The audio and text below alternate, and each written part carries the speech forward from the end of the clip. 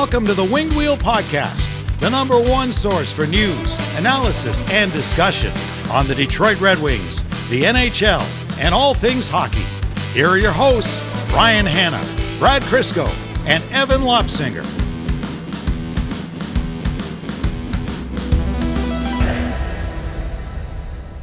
Brad, you're still sitting next to that Winged Wheel Podcast Christmas tree, and the promise always is that after Christmas happens, the tree comes down and you have a little bit more space to work with.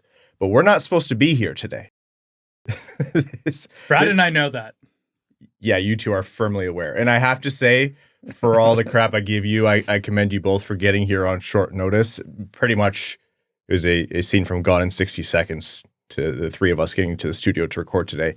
You were supposed to get a bonus episode for a very cool interview that we've been waiting to release for you. That's going to be down the line. We're not really worrying about that right now because this is a emergency episode of the Winged Wheel Podcast because Derek Lalonde has been fired. Todd McLellan is back in Detroit as a head coach now. And our holiday break, the hockey gods were probably laughing as we were talking about a holiday break, is gone. Like all good things. This was the 1 week we were supposed to not have to show up midweek. Our one scheduled week per year.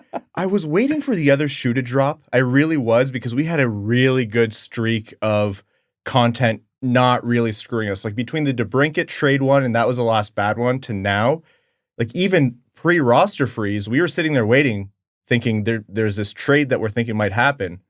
And we released the episode and nothing happened. So we've been really fortunate, and this is the other shoe. We're back on our one scheduled week off. But hey, massive episode. Welcome to the Winged Wheel Podcast, here to talk to you on an emergency basis about all things Detroit Red Wings hockey, Derek Lalonde being fired, Todd McLellan being hired, everything that goes into that, and maybe a little bit about Axel Sandin Pellikka as well. I'm one of your hosts, Ryan Hanna. I'm Brad Crisco. And I'm Evan. This is usually the part where I do an overview of the show, but we all know what we're talking about today, and I pitch you on a bunch of things, but I'm just going to ask this of you. If you're tuning into today's episode of the Winged Wheel Podcast, as we record over the holidays, all we ask is that you support us by following wherever you get your podcasts and on social media. And if you're willing to do multiple places, great. If you're on YouTube, subscribe on YouTube, whatever podcast tool or platform you use. If you're on Instagram, if you're on TikTok, if you're on Twitter, all of that, give us a follow. It really helps out. Let's jump right into the show. Today at 12:07 p.m., the Detroit Red Wings released a press release that said Detroit Red Wings Executive Vice President and General Manager Steve Yzerman today announced that the team has named Todd McLellan the 29th head coach in franchise history and signed him to a multi-year contract. Additionally, the Red Wings have hired Trent Yawney as an assistant coach. Head coach Derek Lalonde and associate coach Bob Boughner have been relieved of their coaching duties effective immediately.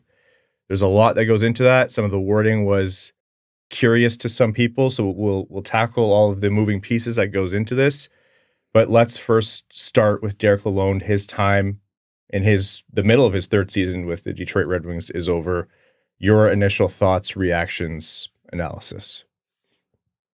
Since we're probably going to be a little mean to the guy throughout the course of this episode, I'm going to start by giving him his flowers. This was his third season with the Red Wings, and in the first two, they improved in each year, and he walked into a pretty tough situation where Detroit was sitting when he got hired as the head coach.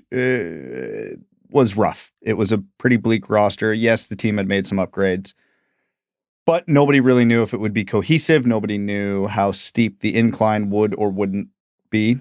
Maybe not at all. And he brought them some improvement in the first year. Brought them even more improvement in the second year to within a whisker of making the playoffs. I think everybody can agree last year's team overachieved what that roster probably should have. And usually that's a pretty good sign that the coach is doing something right. So you got to be thankful that he was able to do that, and obviously deserves his flowers for it. Which leads us to this year, which is nothing short of a disaster. And yeah, you said it before we were recording that after that St. Louis game, it was hard to justify keeping him on because I don't think this was an X's and O's decision so much as it was he's lost the room. Like, this is the most unmotivated version of the Red Wings we maybe have ever seen in the history of this podcast. It was way too many nights where this team looked like they just didn't care to be out there. And you could put the blame on the roster. And trust me, we've talked about it. I put more blame on this roster than I put on the coach for the situation they're in. And that's a shot against Steve Yzerman. But still, I feel like there was more that could have been done with this roster than Lalonde was able to get them to do this year. Yeah, I went to that St. Louis game in person, and we watched a lot of bad games this year. How many times have we said that was one of the most abysmal performances we've seen from the Detroit Red Wings? In person in that St. Louis game, it was palpable how, at best, apathetic that crowd was, and often and mostly frustrated, angry, and frankly upset that they had spent their money to watch this right before the holidays. It was a pathetic performance. There was maybe 3 guys on the ice who showed up, and it was guys who were young and motivated, and Berggren and Kasper and Veleno. And other than that, really, it was the most disjointed Red Wings effort we've seen. Completely agree with you, Brad, and we're going to dive a lot into this today about the roster this season is not poised or set up or positioned to win. But the expectation for Derek Lalonde wasn't to overperform once again. It was just to get this roster to a respectable place, see progress from the important players, and basically just take that incremental step and let Steve Yzerman worry about the rest. And I don't want to say that that was a low bar, but if the Red Wings missed the playoffs, that would have been understandable. If they missed the playoffs by a few points, that would have been understandable. But the way this season has gone, and I frankly think their record right now is too generous to how they've been performing. That game was the final straw. Like how hard they were booed coming off the ice, it was loud.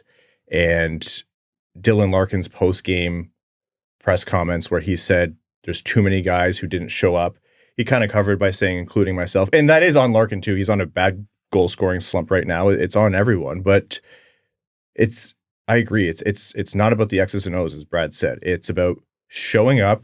It's the, quote-unquote, give a damn. And the cohesiveness. Like it's not that your systems are not working because your players aren't talented enough to keep up with the other team.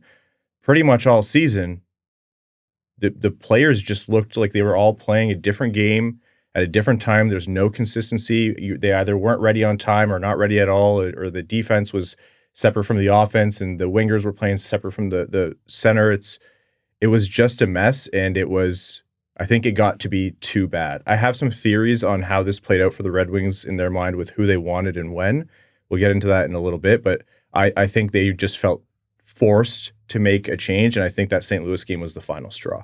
I think we talk about it all the time. If the Red Wings lose, but the effort and the urgency are there, that's fine. But when the effort isn't there and the losses are there, that's when the tune has changed. And this season's been, mostly rough to watch. I remember when we were 12 games into the season and we said, how many periods have the Red Wings outplayed a team? And I think it was 2 out of 36 periods. 2.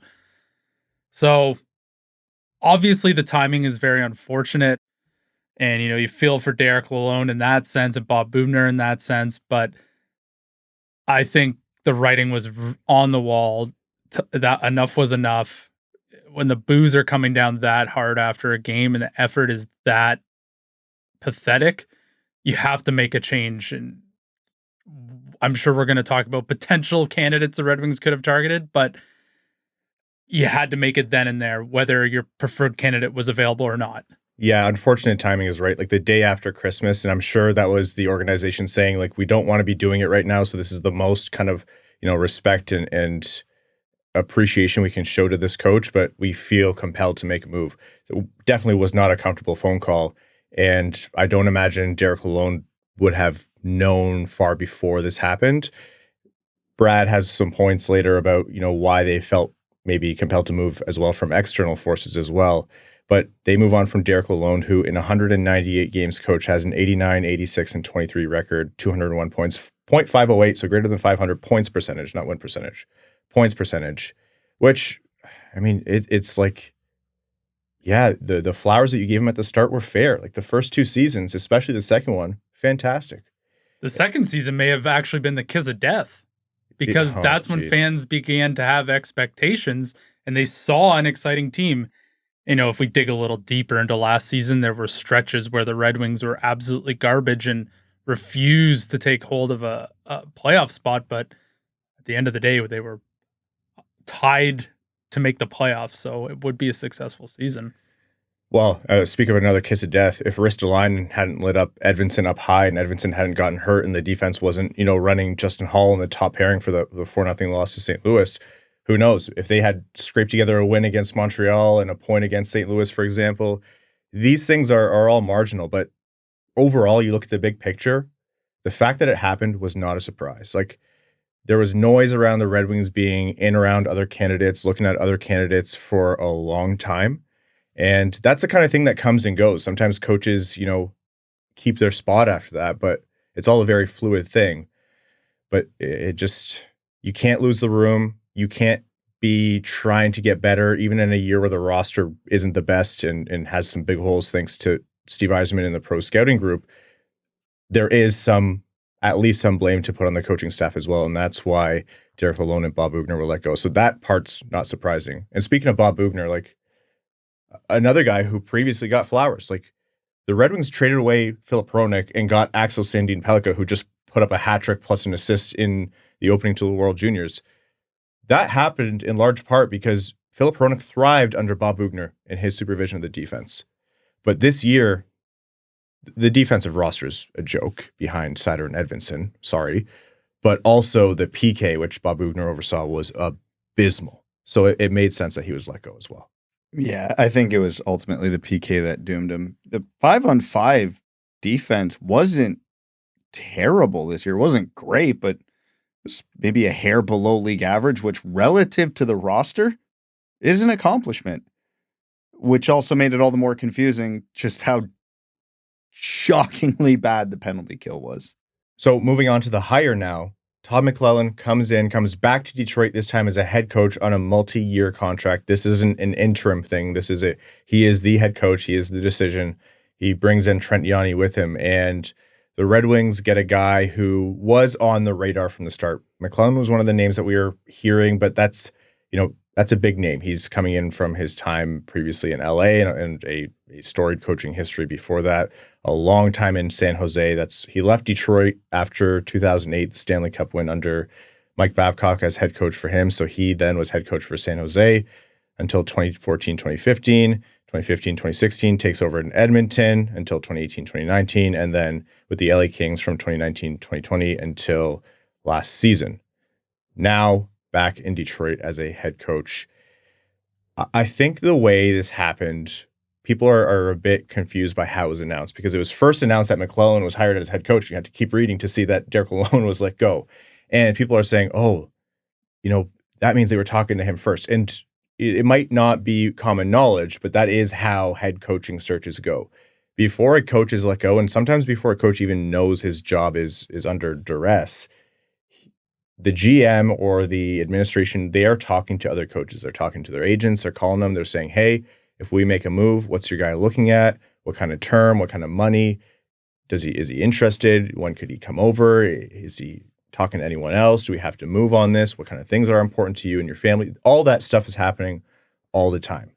And so that's why the McLellan thing was announced first. That's how these things go a lot of the times.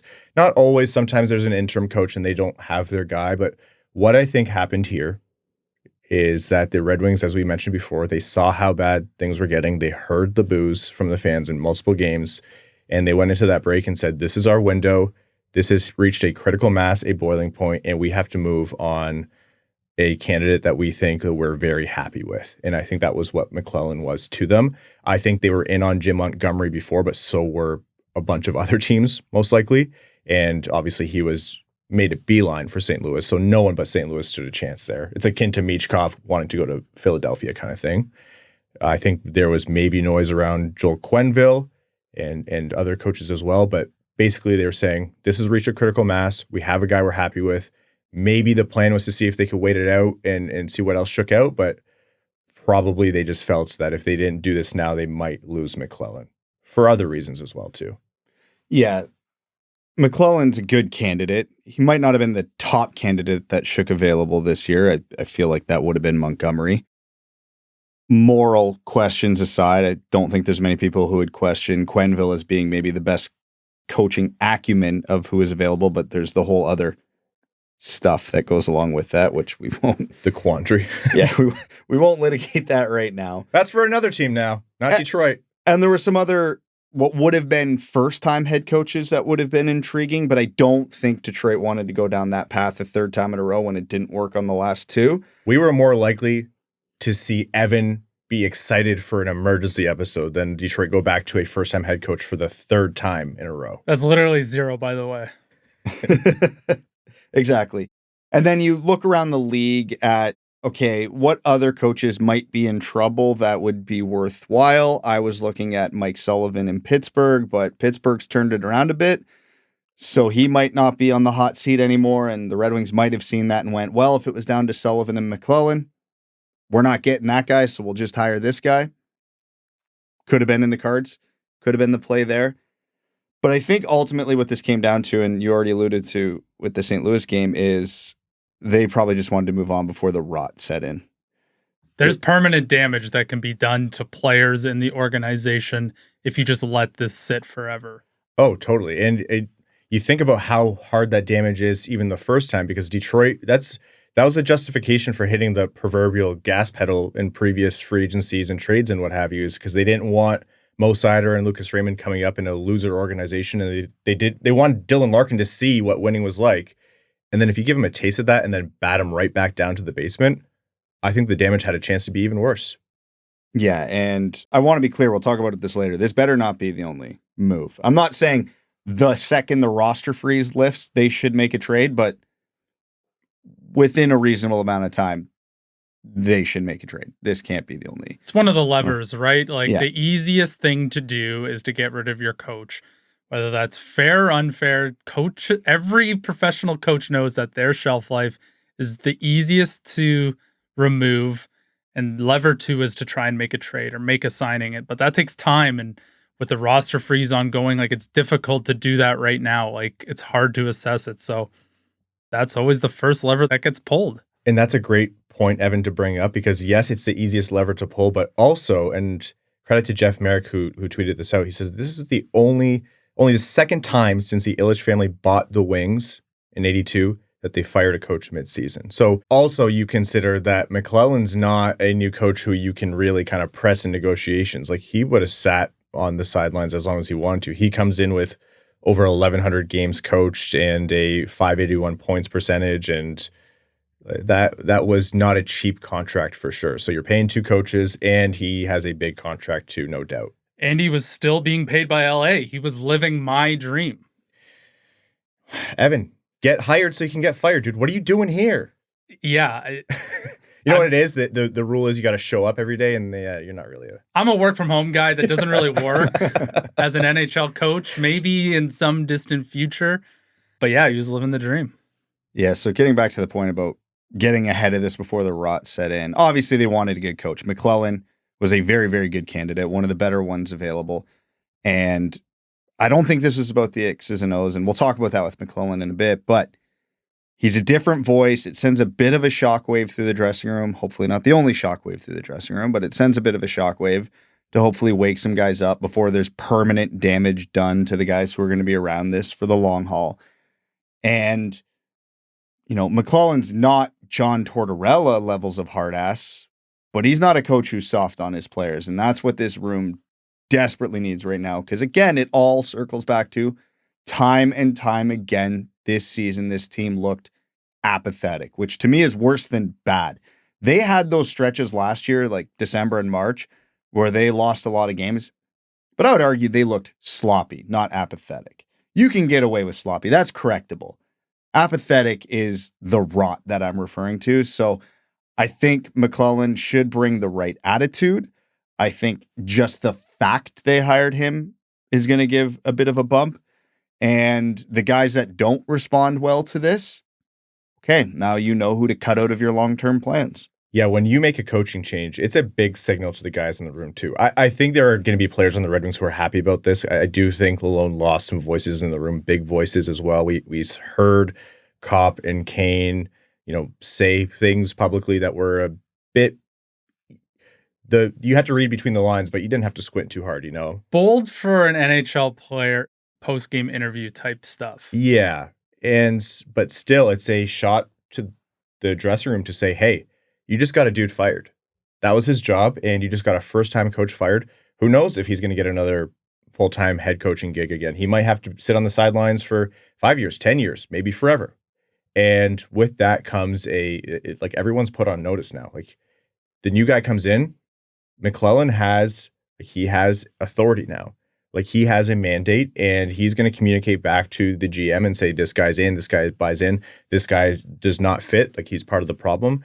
There are going to be, ripple effects to this. Todd McLellan's biggest negative is that he hasn't won a Stanley Cup as a head coach. Like and let me tell you, Red Wings fans, that's not really a problem right now for the Red Wings. You're presenting that as a minimal thing. It's like he's the Mitch Marner of coaching, essentially. He wins. Careful. If we get both of them, does it break each curse? Hold on. How does this work? Do two negatives equal a positive here? Guess we'll have to find out. No math over the holidays. Come on, Brad. So I shouldn't even be here. Neither should I. Neither should I. So he has coached teams to incredible records, but hasn't found success deep into the playoffs. That's not a problem for the Red Wings right now. He's going to come in, teach accountability, help the young guys. I was scouring through San Jose and LA forums this afternoon, and everyone said like he's good at picking his spots. He's good at, establishing a culture. They just never could get over the hump. Like LA, I think lost twice to Edmonton in the first round. Like that's totally acceptable when you run into a buzzsaw like Connor McDavid. So the Red Wings, I think, maybe if people don't think this was the perfect candidate, I think it helps set themselves up for future success with the core guys going forward. Yeah, I think you're both totally correct. Like most importantly, you have a guy coming in here who can bring in structure and get this team's culture and cohesiveness together. Like first and foremost, we're going to talk about the X's and O's in a second here, but no matter what, it was going to be a guy who's going to get this team in line. Like Gerrard Gallant at one point seemed like a prime candidate, and then after the New York time seemed like a scary candidate. But I think he was a candidate as well because he is known as a guy who will drill his players and get them all in line. So that is, I think, the most important thing, is a guy whose voice carries weight, has the authority, and that the team will follow. More on the X's and O's and Todd McLellan and what he brings, but first a word from the sponsors of the Winged Wheel podcast. This episode of the Winged Wheel podcast is proudly brought to you by Labatt Blue Light. Created in 1983, this premium light Canadian Pilsner is a delicately balanced beer brewed with Cascade hops and a blend of malt. It's fresh, crisp, and brewed to the highest quality standards. There's a little bit of Canadian kindness in every sip of Labatt Blue Light. How did it get in there? They're Canadian. That's how. You can spread the love yourself by sharing a Labatt. And when you do share a Labatt, you're not just sharing a beer. You're sharing an experience that'll pair with anything from hockey to a hoedown. So next time you're watching hockey with your buds, be sure to share a Labatt, because while you might not all root for the same team, although we on this podcast do hope you're rooting for Detroit, you can all enjoy a Labatt Blue Light. We honestly love going to games in Detroit and seeing Labatt being the beer that fans clamor for all over the arena. It's a reliable beer, and it's great to have in your hand when celebrating a goal. So head to the link in the description of this episode or the one you see on your screen to find Labatt in stores near you today. You must be 21 or older, and as always, enjoy responsibly.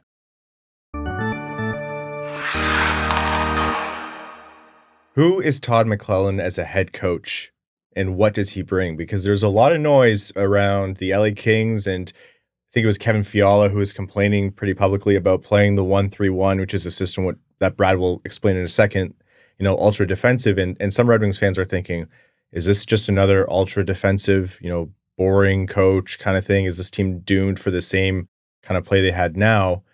But I think there's more layers to Todd McLellan, because he also, he ran the power play in Detroit back in the day, and he worked with Edmonton and Connor McDavid and highly offensive teams, and it's not always been the 1-3-1. I think Todd McLellan is a guy who definitely relies and prioritizes, as every coach will and should in the modern NHL, balance and a solid defensive structure, but not always as an ultra priority. So what are your thoughts on what he actually brings? Well, my first thought when he was hired was the 1-3-1 in LA, which again, I won't get into the logistics of what that is because I don't want to bore everybody to death, but it is a defensive system. And the Red Wings results this year were okay at 5-on-5 defensively. They were near the bottom or at the very bottom in just about every offensive category, which is where the Red Wings needed help. And then Prashanth was quick to point out that when he was in Edmonton, he was running a 2-1-2, which is a hyper aggressive system, which is like almost literally the polar opposite of a 1-3-1, which is a good sign that he'll adapt to the personnel he has. Now, make of the personnel in Detroit what you want and what they should be doing, but it's not that he's just going to shoehorn in a system that doesn't necessarily work for the roster he has. Then I dove into it a little bit more in LA. They were a top 10 team at generating offense off the rush.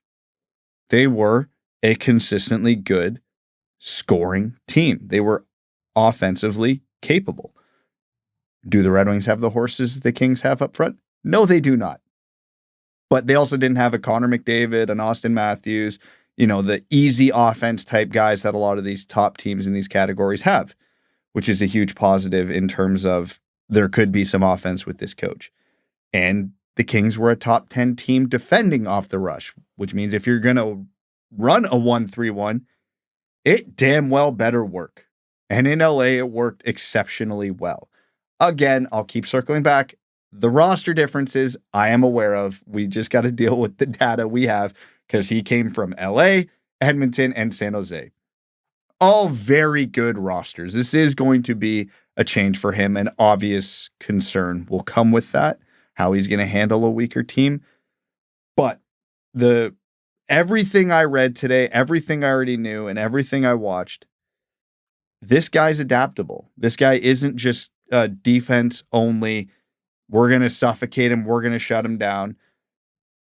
We're not going to dump and chase because, again, chances off the rush tends to make me believe the Kings weren't dumping the puck a whole hell of a lot, at least not a ton more relative to other teams. So I think all those immediate concerns that jumped into my head were quashed pretty quickly. So that I took as a huge positive. Yeah, in looking at McLellan's history when his name first came around at the start of the year, around late October, November, when Lalonde was really starting to get on the hot seat publicly, I found the same thing. Like he adapts to what he has. And I think that's a two-sided coin for Red Wings fans because, yeah, you have a coach who's going to encourage, offensive creativity based on the talent you have. That's great.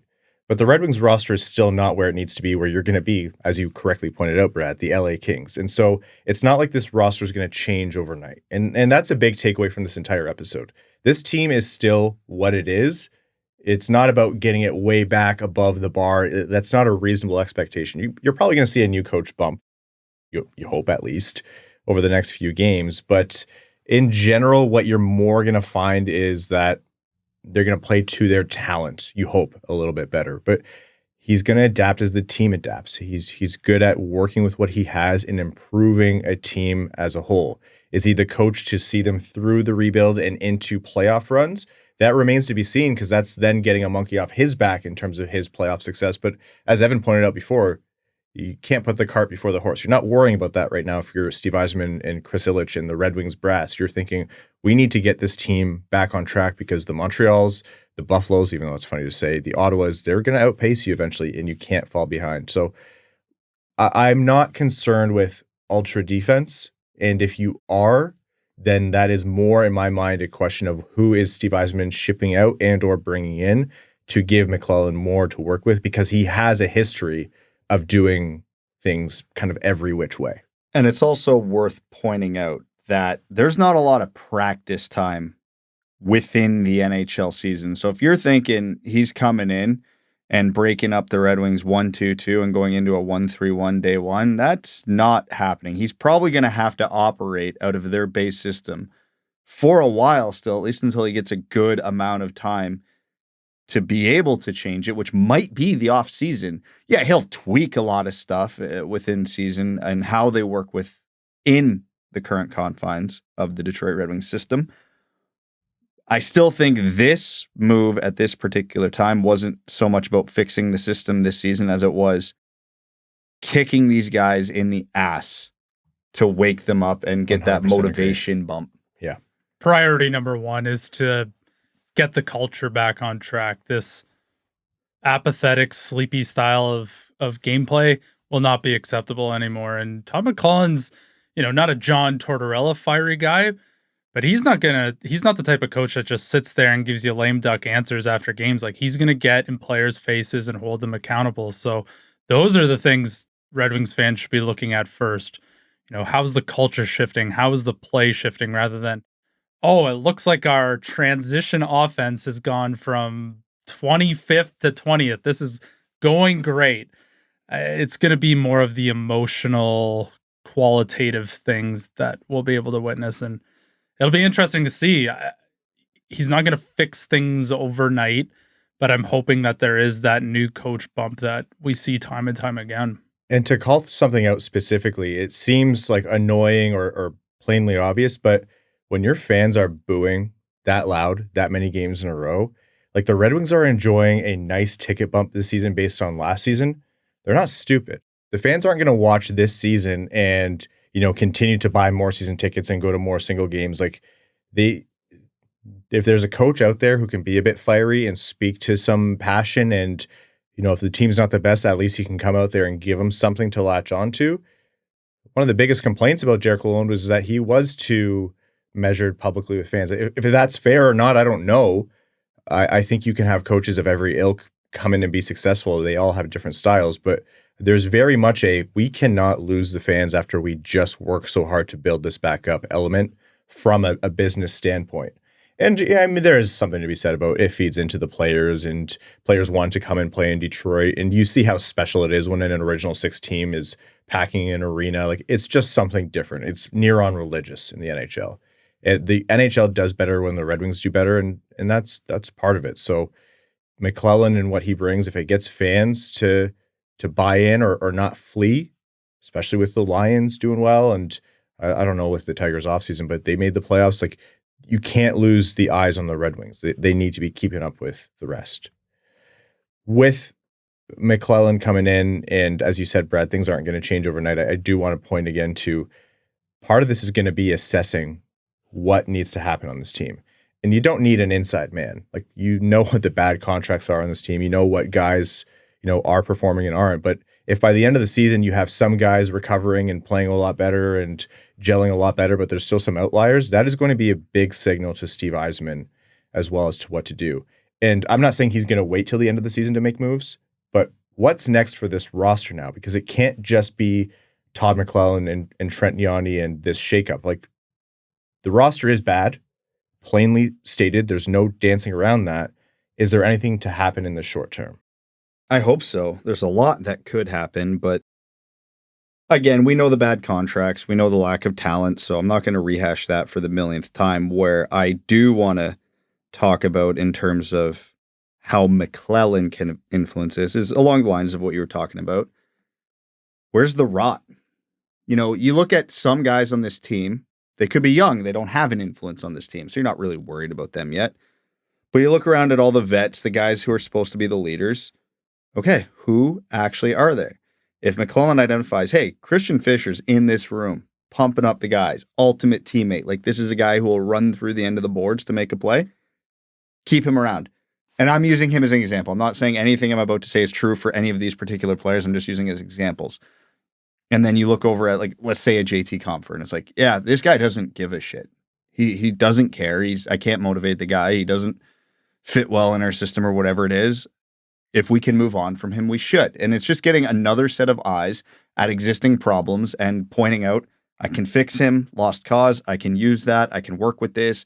That's going to be hard to fix, et cetera, et cetera, et cetera, going through the room. So identify the guys that you want to keep around. Identify the guys that you would label as part of the problem, because a room doesn't get to where it was on Monday, and a team doesn't play the way it does, like it did on Monday, unless there are guys in that room who would be, it's probably harsh to say it this way, quote unquote, problems. 100%. Like, it is not just, coach has bad vibes, so we're all sad and not playing. No, there is it goes down and extends the player. Like we always say, oh, it's not just Lalonde's fault. We're criticizing Steve Yzerman too.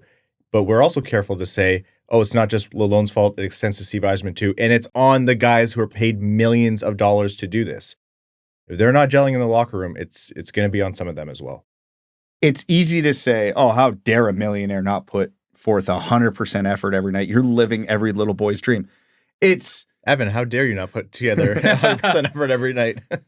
But I was going to say, it is an 82-game season. It is very physically demanding. It is very mentally demanding. There is a lot that goes into it. So it is at least a little understandable that guys aren't going to be able to get up for every game. And you're not going to be able to give 100% every game. But who are the guys that are getting up for 80% of the games? And who are the guys that are getting up for 50% of the games? Because that's a big damn difference. And again, the more of those problems McLellan can identify, the closer the Red Wings can get to solutions. Now, I also think a shakeup is needed, not just because you need to find where the rot is, but also because this roster has massive holes on talent. Even if all the guys are, great and fantastic in the room and gelling well, like you don't have enough offensive firepower. It can't all fall on Lucas Raymond and Alex DeBrincat now that Larkin's slumping like the team is suffering. You have next to nobody on defense behind Seider and Edvinsson. And I mean, Edvinsson being out kind of was probably the straw that broke the camel's back going into the holiday break here. You need to add talent. There was the rumors of the Buffalo, interest before the roster freeze. We'll see what happens coming out of that. But you can look at guys like, Cozens, or if you want to look at guys like Byram, or if you want to look over to Anaheim and see how they handle Zegras after he gets back from injury. You're going to have to make these moves, and I think there's motivation to make them in the short term.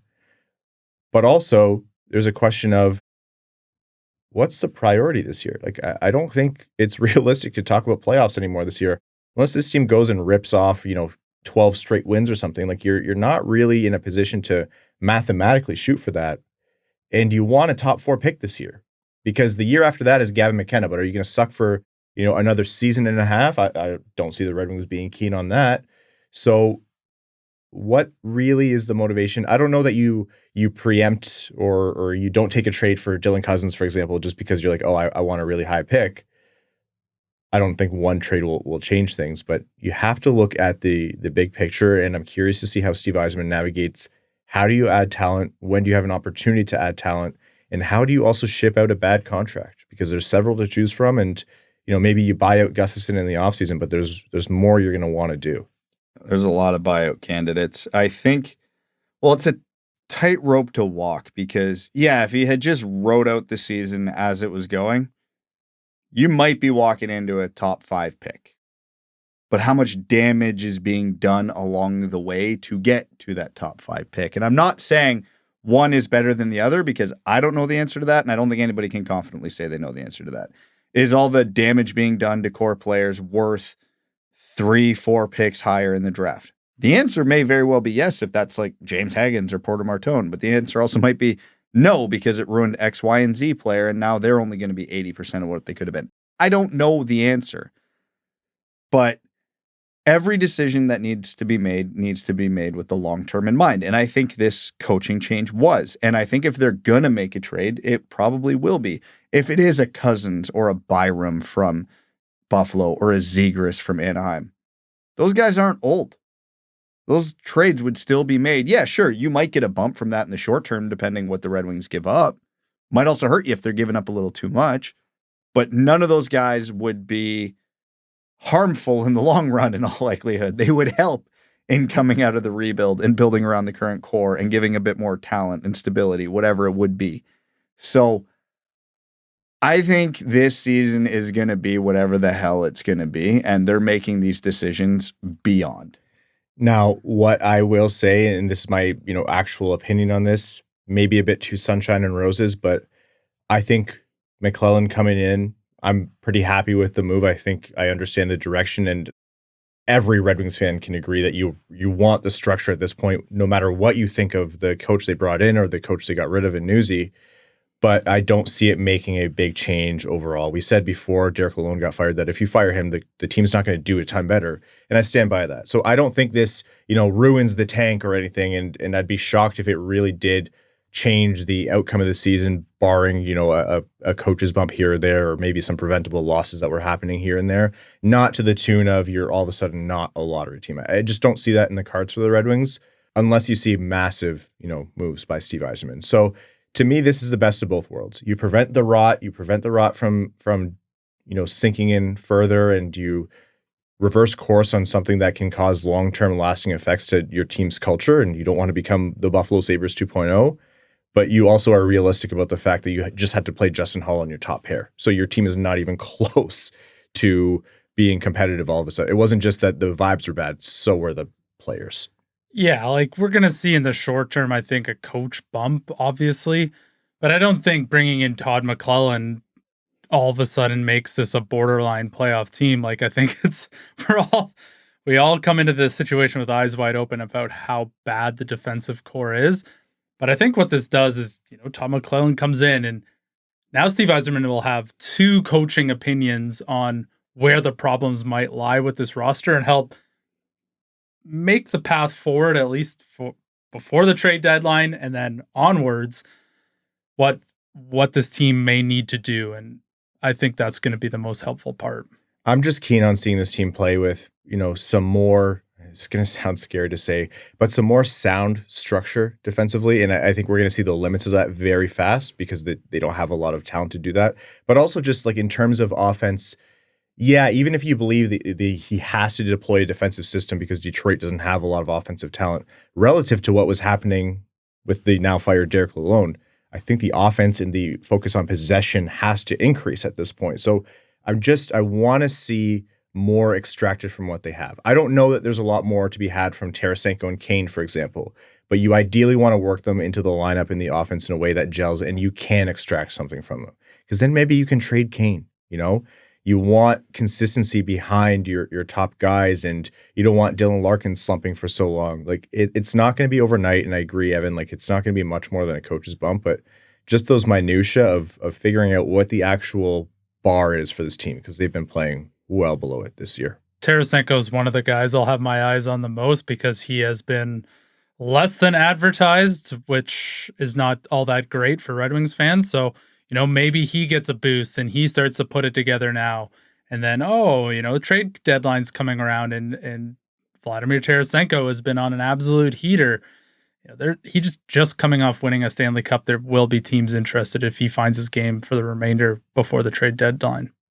Two players I look at, the first I mentioned is Patrick Kane because, age catches everyone and he's slowing down and he can't really play a physical game or play with pace, but you think you can work him in a bit more to kind of extract what you can. And that's a short-term value thing for me because if you can send him off to a team that has a chance to win a cup, then I think that's a best for all parties situation. But I also look at JT Compher because JT Compher last year, you had qualms about, the length of the contract and maybe the AAV pre-cap going up. But with how he was playing, I was like, I like the guy. I like the guy even at the money and the term you cringe at a little bit. But 3 seasons after this one is a lot, and $5.1 million is a lot for how bad he's been this season. And that drop-off to me is I wonder if there's something there where you can't kind of get him back on track. You get JT Compher back on track, the rest of this offense, there's a cascading effect of slotting, and you might be able to salvage a little bit of the overall team play. I believe when it's called boosting a player's performance in the short term and then you trade him is the old pump and dump. A lot of Wall Street bets references on this podcast. And that might be the play with a few of these players. Compher is maybe the best example of it because he probably has the highest talent level of the players who would qualify, because obviously anybody on a 1-year deal doesn't really fit this conversation. But that would be ideal. Maybe Erik Gustafsson pops off on the power play for a month or two, and you get out. That would be a Christmas miracle. He doesn't even he makes $2 million. Who cares? But it's just been that bad. Yeah, exactly. So I don't know who the best pump and dump candidates are on this team, but I hope there's some. Because again, I can't emphasize this enough. This can't be it. This can't be the only move. Coaches get fired and hired all the time. And not that players are numb to it. It does send a shockwave through the room. But Lalonde was one of the 10 most tenured coaches in the NHL when he was let go, and he'd been here for 2.5 years. Like, players are getting a little numb to it, and you have seen teams who don't get the new coach bump. So this can't be the only lightning bolt thrown into the room. That ultimately leads to what we were saying before, which is this is on Yzerman as well. Like, you chose the coach, even if you don't think you're like, oh, stop talking about the players this year. This was never meant to be a playoff year. You chose the coach too. Like, this is on him. This is now his, I don't know what you want to call it. Do you want to call it his third coach because he kept Blashill on, or do you want to call it his second? But these are the decisions that he's making. And you look at this list of contracts and you're already talking about Steve Yzerman doing what he can to get rid of contracts that he signed. Like, there's a part to play in this with the Red Wings management and pro scouting and the decisions that they've made. Is there a combination of decisions that would have gotten them to the playoffs right now?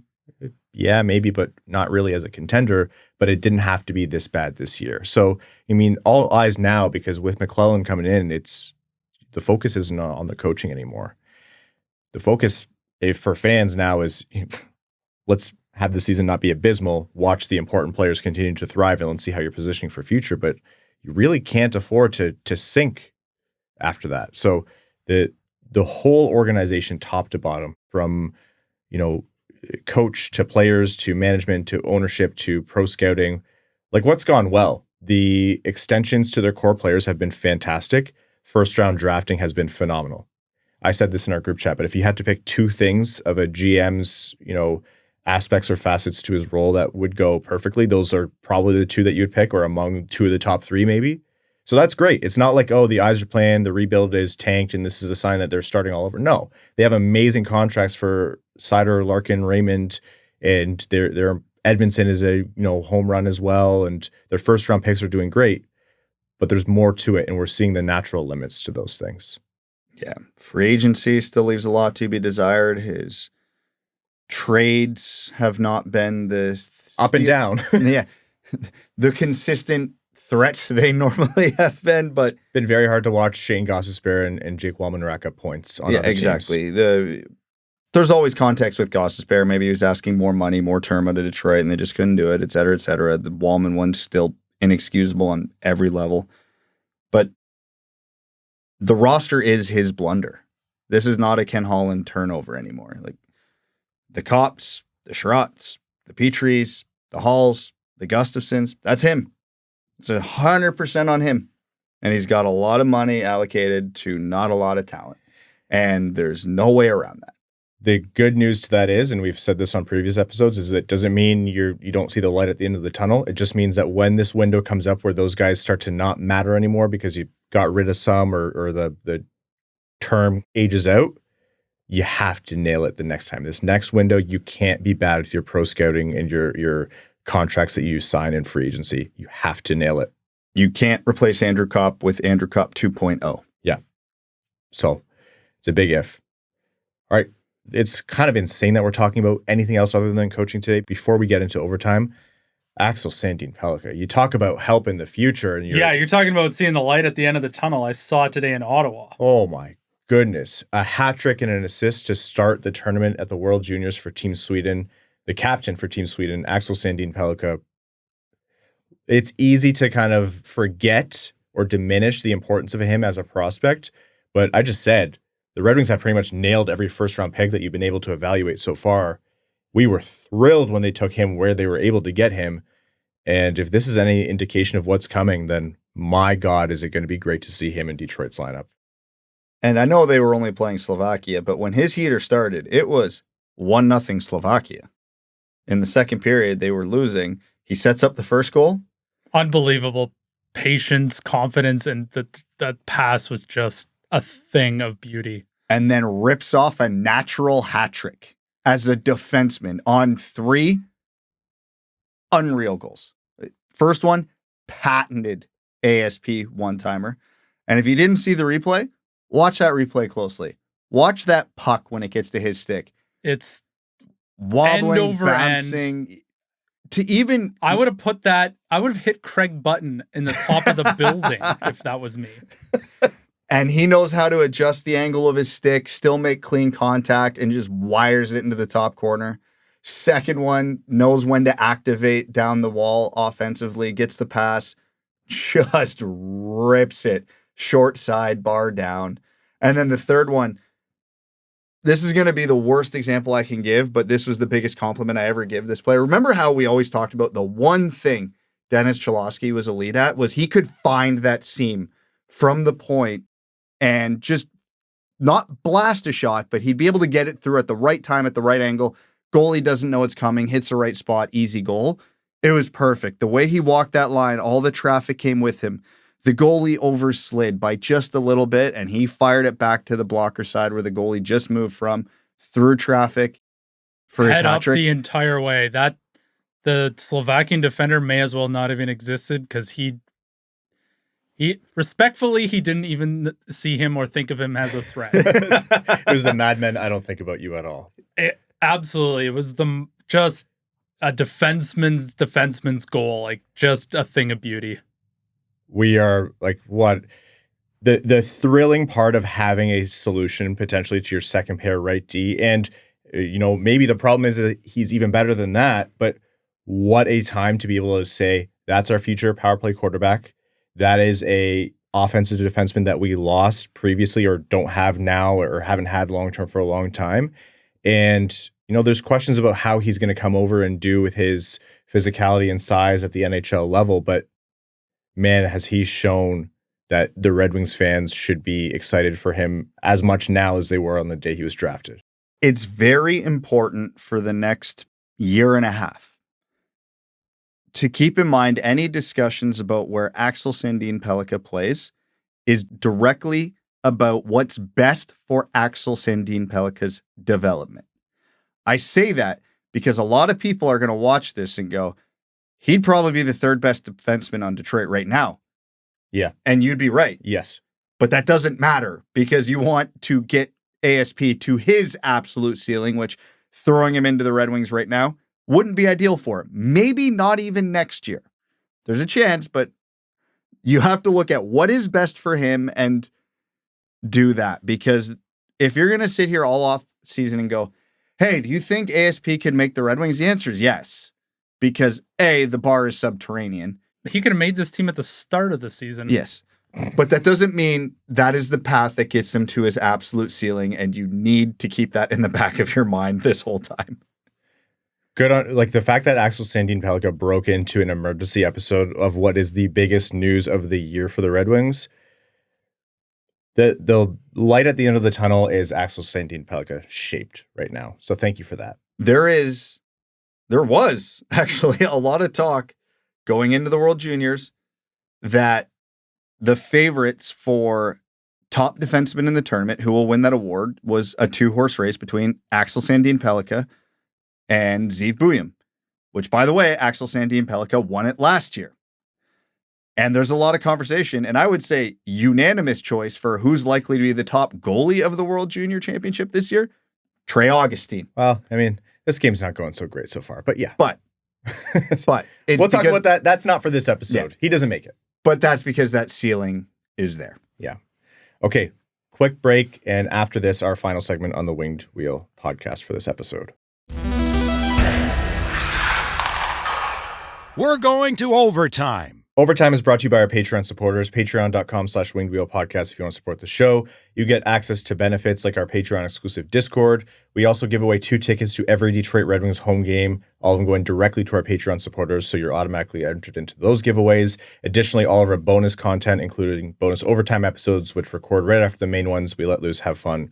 They're a blast. The last many actually have been unhinged. It seems like people like them more when we're unhinged, I guess. So again, patreon.com/wingedwheelpodcast if you want to join the Dub Club. And that's the reason why we're able to record emergency episodes like this with apologies to our families and ruining holiday plans is because of what Patreon does for us. So thank you. And again, patreon.com/wingedwheelpodcast. Time for some quick questions from our patrons. Jack Enthrolato says, thanks for the emergency pod and happy holidays. Now that he's on to his third coach, how tied is Yzerman's fate to Kosa/ASP becoming star players? I don't know that I'd be that specific. I understand and appreciate you need to have a goalie of the future and you need to have a solution at right D, but those aren't the only paths, just the most ideal one. So I appreciate the thought, but I don't know that I would narrow it that much in my mind. The crosshairs can only move around so much till they get pointed on you. And I don't think, Steve Yzerman has to worry about two guys if they make it or not. I think there's a bigger holistic view to worry about. Yeah, the conversation then becomes how much runway does Steve Yzerman have because of his name and cover that he provides for Chris Ilitch versus, does Steve Yzerman still have the faith of the fan base? And he certainly doesn't have the faith of the whole fan base right now as he would have on day one in 2019 when he was brought in. So that's more the question rather than, Kosa didn't pan out.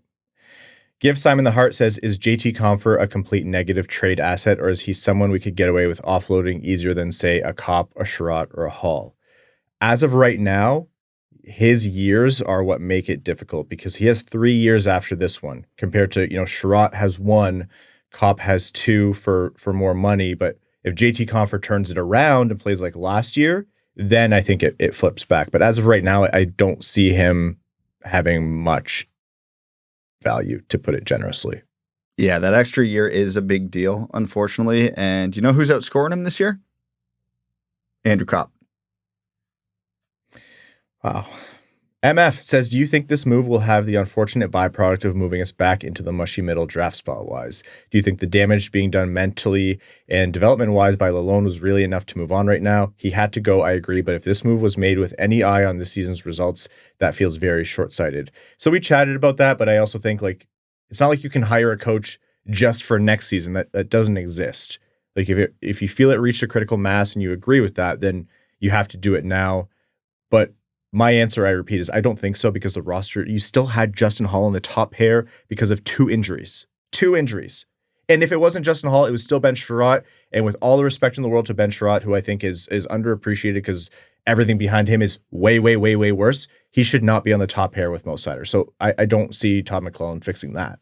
No, I don't think I emphasized this point enough when I was talking about it earlier, but I don't think what happens for the rest of this season really matters, if that makes sense. I think every decision with this coach, with any trades, etc., is with the future in mind. If it gives them a boost this season, it gives them a boost this season. If it hurts them this season, it hurts them this season. I don't think the organization cares all that much as long as they're better positioned going forward. And as long as it's not so defeated and deflated and pathetic looking as it has been on the ice. If you lose, you lose, but it can't be, you have to lose because you don't have the better players. You can't lose because you didn't show up. That is not acceptable at the NHL level. You are being paid millions of dollars, whether you're a coach or a player, you need to show up. And that means if you're running a PK, you can't just watch the same terrible PK all season. You need to fix it. If your offense isn't clicking, you need to find a way to get them to click, or at the very least, make it so you can extract what they should be producing. Mike Caviani, along the same lines here, says, tell me what I should be rooting for now. Do we still want to win hockey games this season? I have already made the emotional/psychological transition to reverting back to rooting for draft lottery odds. Can I awaken the suppressed desire to win hockey games, or should I just hope that we still keep losing, but in a less demoralizing way? Tell me how to feel, guys. Just do what I'm doing. I'm still hoping they win every game, but in between games, I'm doing a lot more prospect watching and a lot more prospect reading. So that way, when we lose, I at least can go, oh, that Martone video I watched the other day was pretty sick. Yeah. We went through the pandemic where we had no hockey for a stint there. We've seen lockouts. I don't think fans should have to go out there and root for losses. That's just so demoralizing. But it's exactly what Brad said. Root for the win, and when they lose, it doesn't hurt as bad because there's that beneficial side effect of the draft lottery. I think you just root for the team going out there and play your hardest, guys. Just try your best, but unironically, like that. So be a fan how you want to be a fan. You're putting your money and your time and your effort, whatever feels the best for you. The team does owe you at least the effort. Alan Snyder says, I would be interested in seeing a Johansson paired with Seider just to see what he looks like next to someone competent. What do you think? Maybe in practice. He would not be able to handle those minutes or those matchups, I gotta tell you. I tweeted the other day, it was like, it sucks that we have nobody to play with Johansson because we don't know Like, that's terrible for development to be playing next to Gustafsson right now, and we don't know what he's capable of at this time. I will say I would be very, very, very, very, very scared to, give him those minutes in those matchups. That's a tall task. It's not that, Johansson's bad, but that's a tall task for any rookie. Edvinsson is an exception. Seider was an exception. You can't, I think that is just as thankless as pairing him with Gustafsson, honestly. It's just the other side of the spectrum in my mind. Maybe I'm proven wrong and it actually works out, but I don't know. I would rather see him with someone steady. From the standpoint of, can he be a lot worse than the other guys not named Edvinsson there? Yeah, probably not much worse, if at all. But what's best for his development? I can tell you it's not that. Yeah. Every 1 minute up on that top pairing, though, is like playing 3 minutes elsewhere, though. Like, can you imagine being Johansson and having, the up and down season that you've had? And like, look, it's not like everything is not his fault when he's made mistakes. Like, he's a rookie. He's having the season we expected him to have. But then can you imagine that happening against Connor McDavid? Well, those guys would see blood in the water, and they would just go after that all game. It's like the biggest size mismatch in the NBA. Like, get that guy the ball immediately. Moritz Seider would see 0 pucks coming onto his side of the ice. He wouldn't even see the offensive zone. No. You wouldn't even see that. Hey, Mo, who played goalie the other night? I don't know. Okay, that's this emergency episode of the Winged Wheel Podcast. We actually have to get back to our holiday plans again. Apologies to our family. Thank you all so very much for tuning in. Thank you to the sponsors of the Winged Wheel Podcast. And thank you to all of our listeners. If you're a new listener, welcome to the show. Hell of a time right now. Never a dull day, as I said earlier. And if you're a listener of old, what a season it's been so far. And it's not even 2025 yet. If you want to support the Winged Wheel Podcast, patreon.com/Winged Wheel Podcast. It is a massive, massive help to us. The ticket giveaways, the Discord, the bonus content. But if you want to support the show and Patreon's not for you, what I said at the top of the show, subscribe wherever you get your podcasts, whether it's YouTube or, whatever podcast platform you use, Spotify, Apple Podcasts. Leave a rating, whether it's a star rating and writing a review or the thumbs up on YouTube, and tell a friend about the show. All of that is a big, big help. To our Patreon supporters, we could not do this without you, especially our name-level supporters on Patreon. Arjun Shanker, Yves Bartels on behalf of the Sarah Garand Foundation, Akefer, Samuel Soderholm, Icon, Alexander Hansen, Ghost of OSBP, Glenn Brabham, Croner's Left Knee, Sea Lion, Matthew M. Rice, Adam Rose, Adam Zawiza, Admiral Matt S. at the Cheesebag Navy, Alec, who's a brand new name-level supporter. Welcome, Alec, to the Dub Dub Club. Asher Killian, Beer League Legend, Best James Bond, Carl, Brutin, Nanaluski, Carl Provi, Citizen High Five, Clip Clop Nene, Connor Scovey, Craig Kibble, Denny's Gamer Girl, Derek Enstam, Cider, Dickens, formerly Marlon Winchester, DJ Denton, Eric Hill, Give Blood Fight Probert, Goose Looney's Drinking Club, Griffin, God Creatives, Hatrick Sandin Pellikka, Hockeytown Love, Hockeytown Matt, Hassam Al Qassem, Jay Gollum, Jacob Turner, James McLean, brand new name-level supporter. Welcome, James, to the Dub Dub Club, and thank you for your support. Jeff Pridemore, John Ingalls, Jonathan Miller, Kaylin Wood, Crisco Pepsi. It's like Crystal Pepsi, but much whiter. Marcus, Marty, Matt Keeler, Matt McKay, Michael Edlund, Mr. Kuzi, R.A., Riley Enright, Roy Donk, Ryan Britt, Scott Martin, Skeletor, Stephen Orderleb. That's what I appreciate about you. Wallman's Elite Dancing D, Iserplan Stan, Aaron Hudson, General Andy Bohan of the Cheesebag Army, Sam Bankson, A.A. Ron, A.B., All Motor No Hands, Ann Stanislavski, Antonio Gracias, Axel Sandin Pellikka, Bellingham Acid Balls, Bex, Bring a Bucket and a Mop for this wet-ass chungus, Chimpkin Nutgits, Commander Ben Baron, the Cheesebag Space Force, Connor Layton, Corey Frieda, Darren Fick, Datsuk's Dangleberries, Deep in Cider, Dylan Larkin, Trade Sacrifice, Eric Nance, Evan Beckner, Frank Stanley, Gene Sullivan, Grepsky, Griffey Boy, James Pridemore, Jeremiah Dobo, Jim, JM Rhapsody, Joey Jojo Shabadoo, Josh Yelton, Chaotic Monkey, Kevin McCracken, Quaz, Larkin's Loyal Lemming, Les Grossman's Ungodly Firestorm, Linda Hull, Lonnie Zone, Lucas Ratemond, Mitch Minier, Ophelia, As Good As It Gets, Ryan M, Sam Migliaccio, Steven, that other guy, the Hodag, the Hat123, Trent Thorough, Wings fan in St. Louis, Scott, and your second favorite patron. Thank you all so very much. Back to our holiday break, kind of. Thanks for tuning in to the Winged Wheel Podcast. Be sure to visit wingedwheelpodcast.com, where you'll find links to subscribe to the show on Apple Podcasts, Spotify, YouTube, or wherever you get your podcasts. You'll also find ways to support the show, like Patreon, official podcast merchandise, and more. And don't forget to follow us on X at Winged Wheel Pod, at Ryan Hanna, WWP, at Brad Crisco, and at Hockeytown Evan, as well as Winged Wheel Podcast on Instagram.